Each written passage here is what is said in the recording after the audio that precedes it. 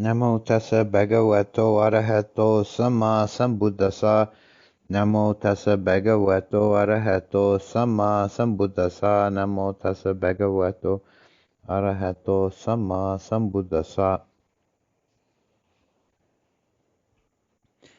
This evening I decided to talk about Upadana, the 4 kinds of Upadana.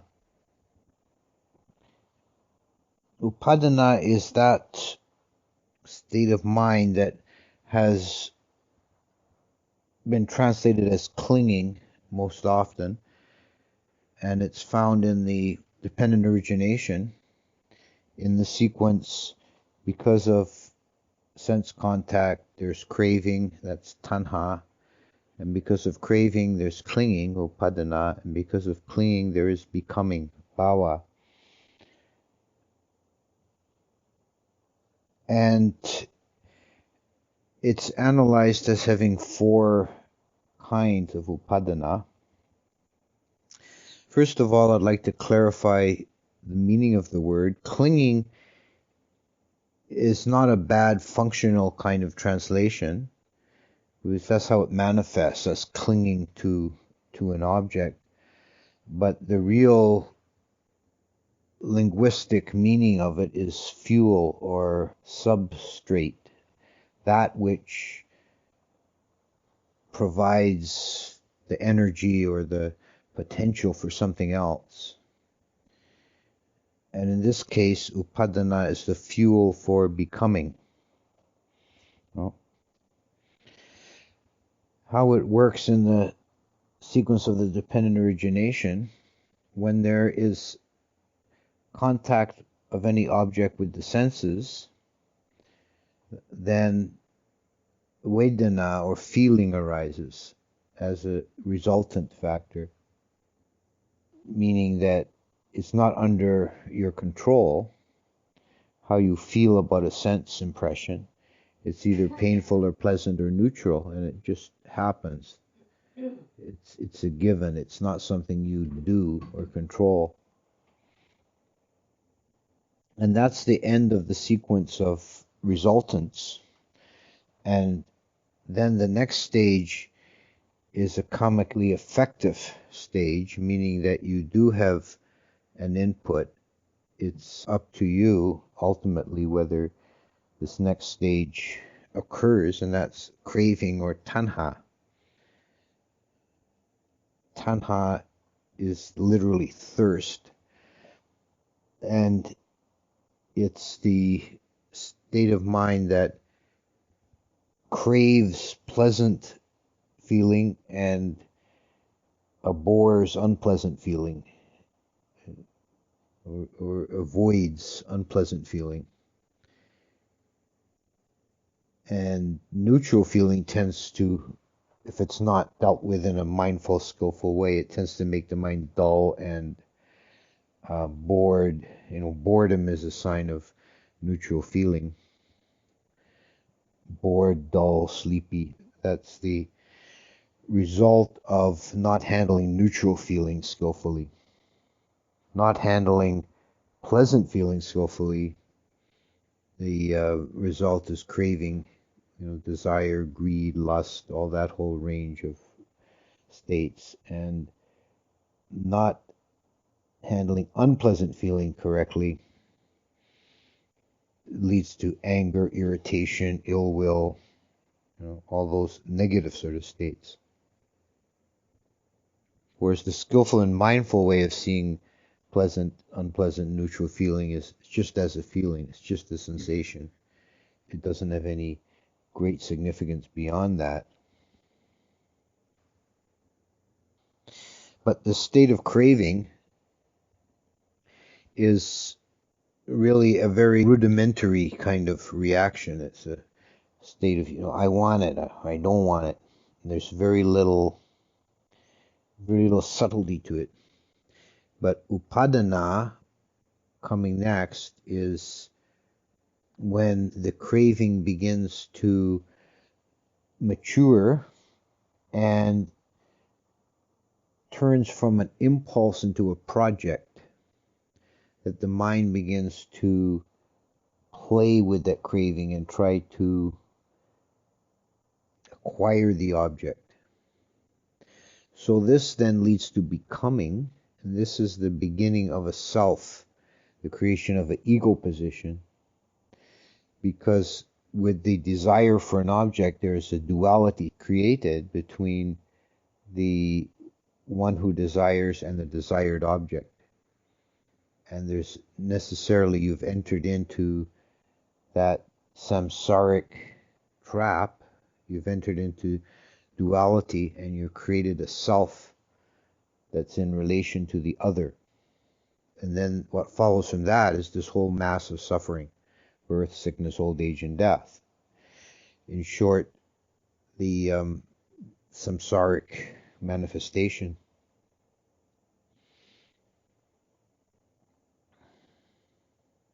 So upadana is the fuel for becoming.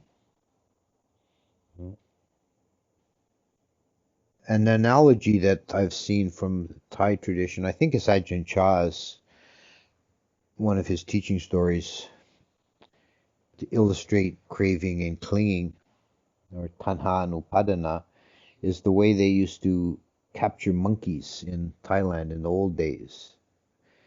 They would get a coconut and drill two holes in the coconut, one larger and at the other end a small one, and put a rope through with a knot through the small one that's tied to a post or to a tree, and they put a piece of fruit or something in the coconut, and the monkey will come along, and the bigger hole is just big enough for a monkey's relaxed paw to get into the hole.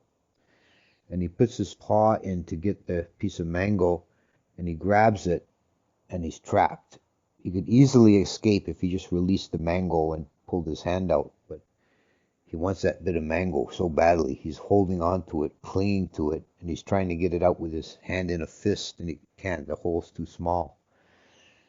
And so he starts making a ruckus, and they know he's there, and they come and catch him.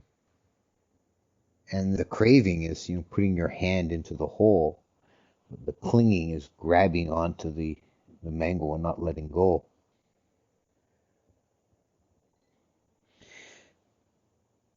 So Upadana is analyzed further into four main kinds of Upadana that are listed in the sutta.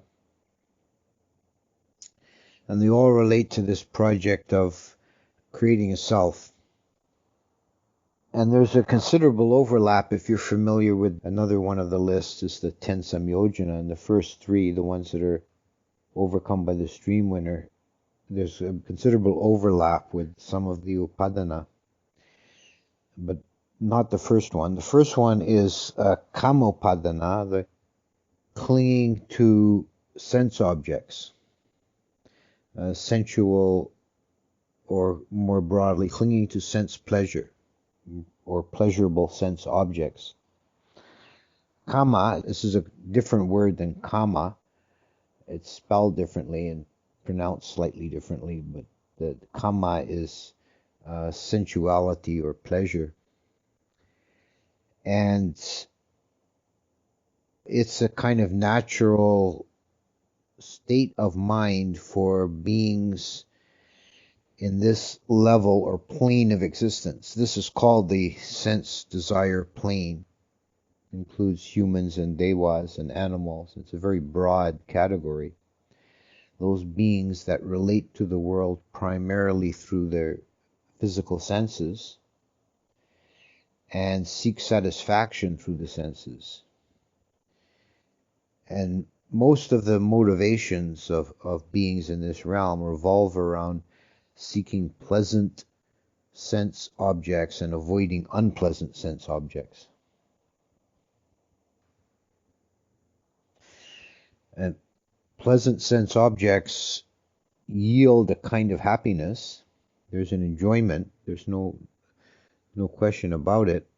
But it's a precarious kind of a happiness because it's dependent on externalities.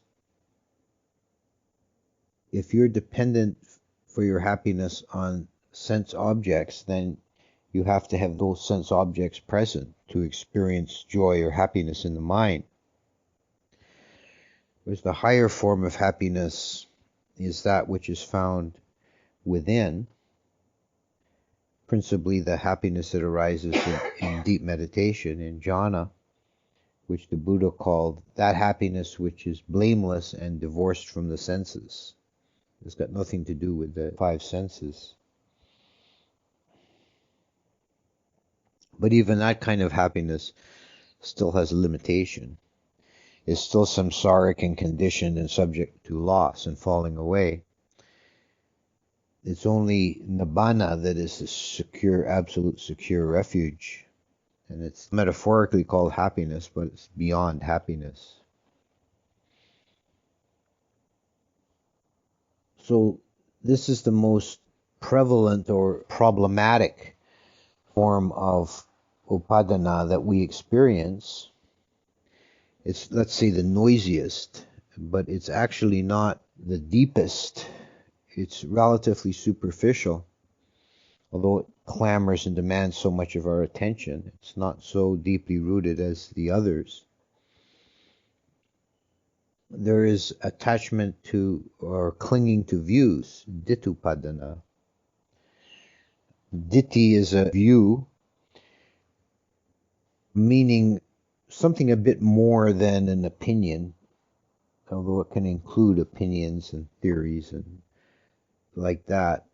But it's sort of the way you hold or frame your understanding of the world. Something like that word from German philosophy, Weltanschauung, the worldview. And there's samaditthi and micchaditti. There's right view and wrong view.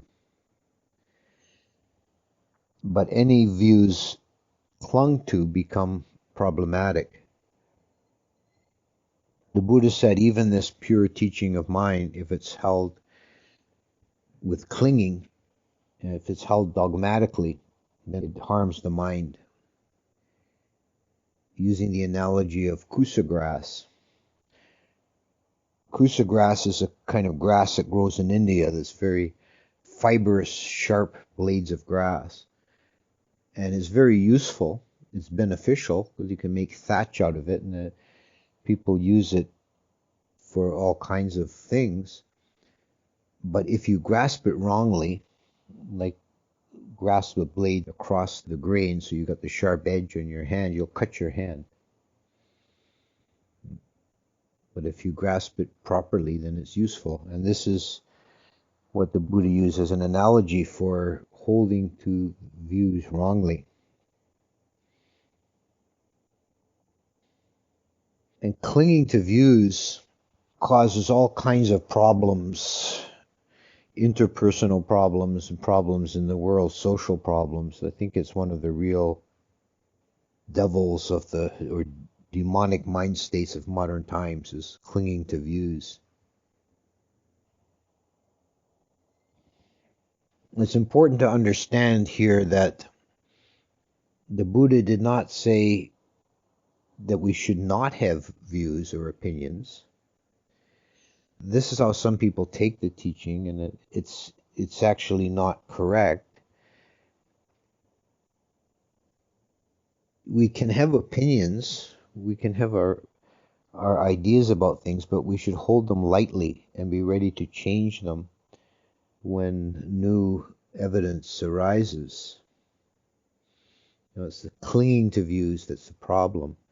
If you have no views, then you're sort of living like an idiot. You're not, you can't function without having, think of it as a working hypothesis. This is the way I think things are, and I'm going to act accordingly.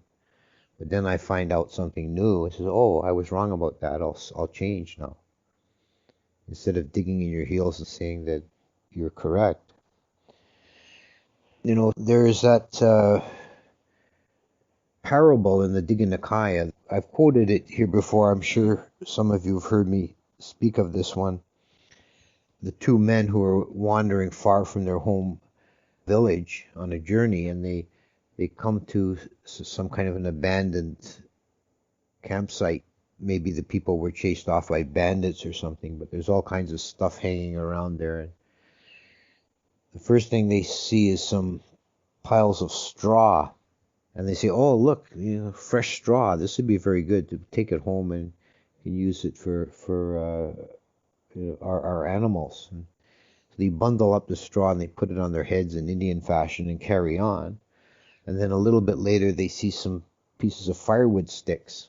And the one guy says, "Oh, look, the firewood sticks. That's actually better than straw. I'll throw my straw away and take the firewood sticks." And the other fellow says, "I've carried this straw for a ways already, and it's sort of a shame to just toss it away." "Well, suit yourself." And they go on together like that, and they keep finding more and more valuable things like cloth, and then in the end, it's like gold and jewels. So step by step, more valuable things. And this one fellow, the further he's carried the straw, the more he's attached to it, and he won't give it up. And the other fellow, whatever he's got bars of silver on his head, and he sees bars of gold. He just tosses the silver away without a second thought, and he takes the gold. And they get back to their home village, and the one guy's got a bag full of precious jewels, and he lives like a Raja, and the other guy's got some straw for his pigs. And this is a parable that the Buddha directly related to views. And the point that could be overlooked is that the Buddha didn't praise someone who came back to the village with an empty head, who didn't take anything. He praised the one who was willing to abandon a previously held view and pick up a new view easily. One thing that's kind of a good mental practice to do if you find yourself in a dispute about someone on some point of contention, to examine your own mind and why am I defending this position? It often is just because you've previously stated it and you don't want to lose face by falling back and you're attached to your ego position. But there can be an occasion where, oh yeah, no, you examine it honestly in your own mind and say, oh no, I think that this is actually correct. But it's surprising how often you get stuck into defending an insupportable position just because you've already committed to it. You've carried that straw a long way and you're not going to throw it away now. So attachment to views, or clinging to views. And then the other two are kind of related to that, or more specialized versions of that. One is clinging to rites and rituals, Silabata Upadana. And this too is a kind of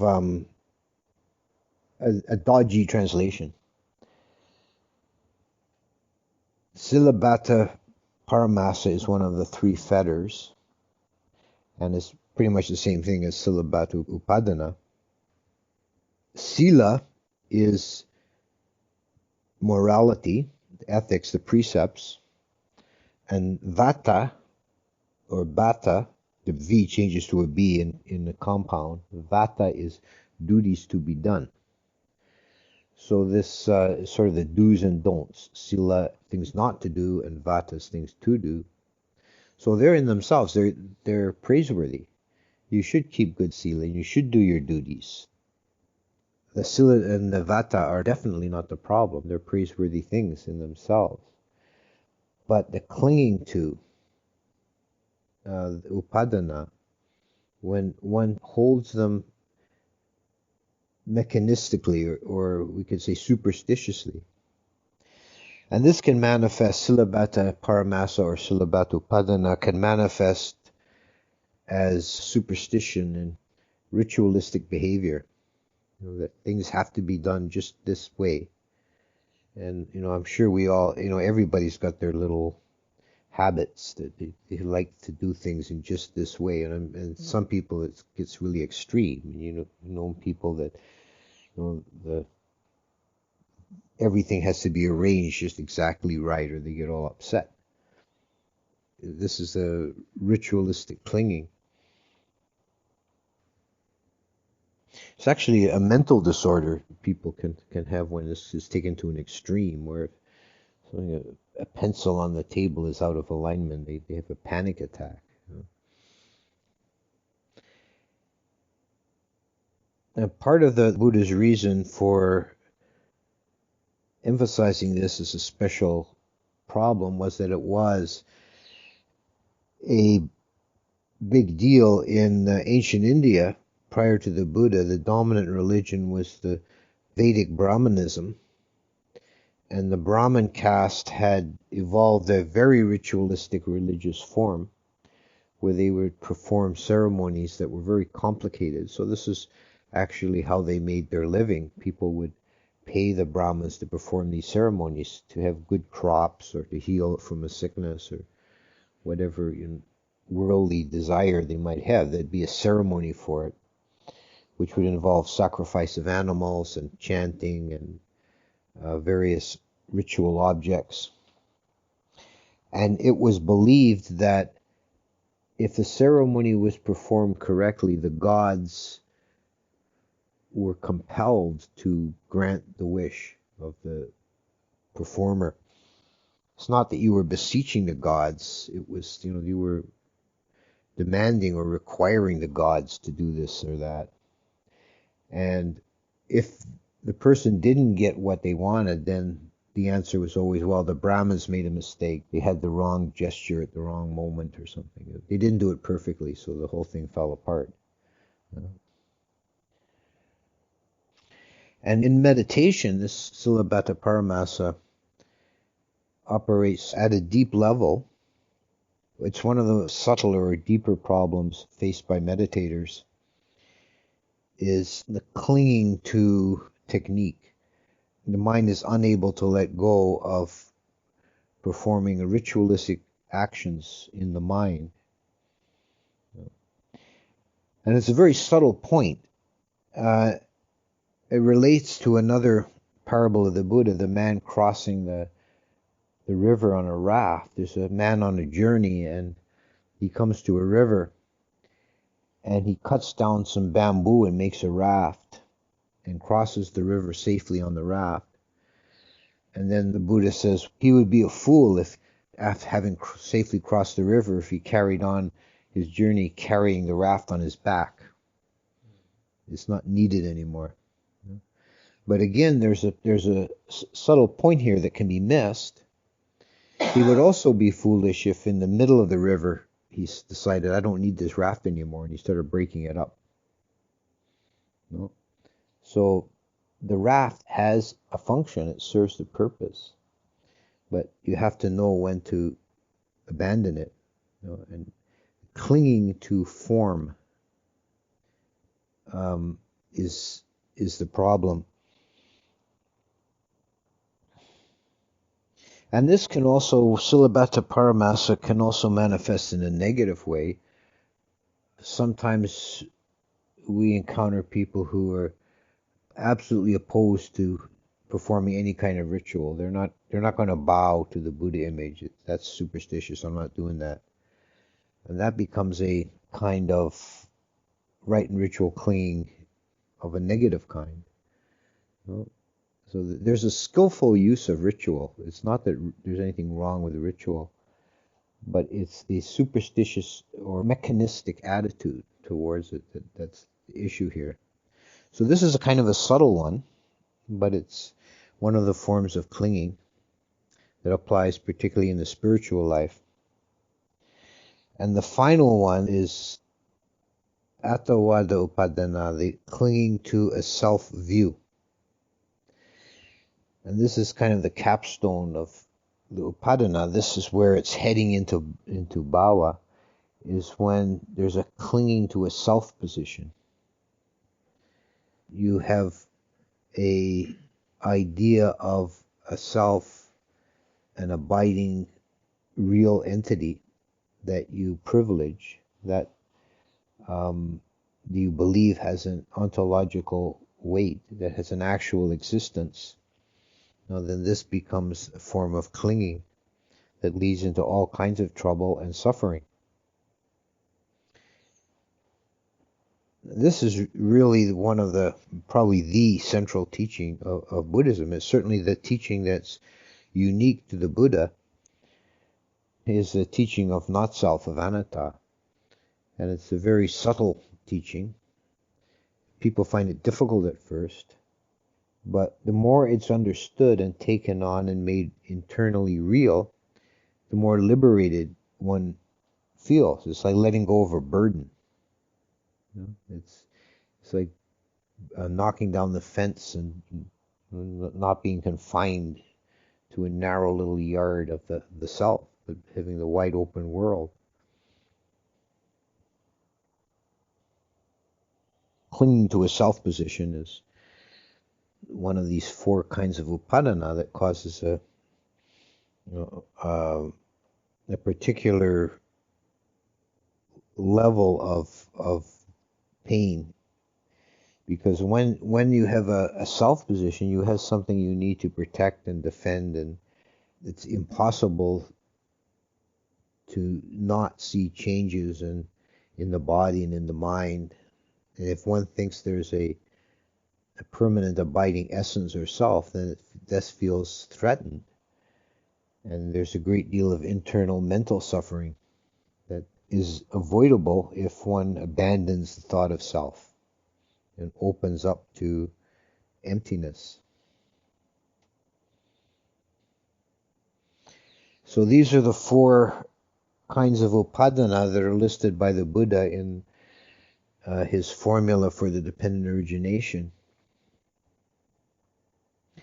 And upadana, as I said, really more literally means a fuel or a basis, a substrate, that which provides the energy or the source for something else. And what it provides the source for is bhava, becoming, coming into existence, manifestation in any of the realms of being. So it's the source for samsara. And because tanha and upadana are comically effective states, meaning volitional, then we can understand that samsara is actually something we choose. It's something we do. It's something we do moment by moment. We choose to engage in that. This is the dependent origination. This is the arising of existence. So abandoning the four kinds of clinging leads to an end to the cycle of samsara, of the running of the dependent origination, and allows for the realization of the unconditioned, which is not determined by conditions such as sense objects and feelings, but is that which is not this.